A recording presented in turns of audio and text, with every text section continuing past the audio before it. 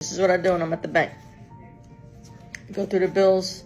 Number one, you're making sure they're all 20s, but then you're making sure if they're bent, I either unbend them or I flip them over.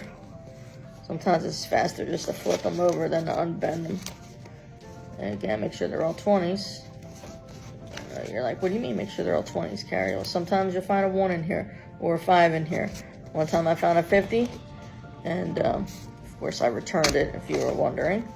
You know, karma, that'll come back to you. Ain't worth that 30 bucks, right? Because it'll come back way more expensive than $30. That's what karma would do if I kept that. Which, I mean, I had no intentions of keeping it, you know.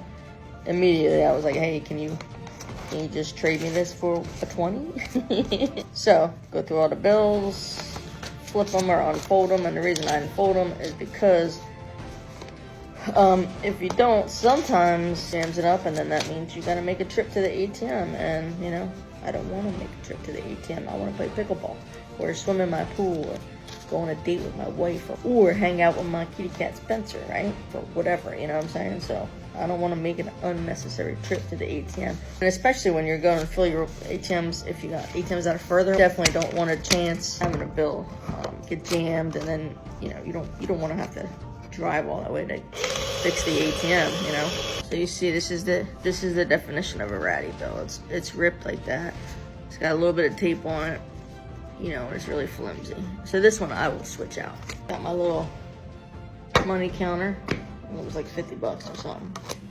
Put that in there. Count before I'm in. You'll see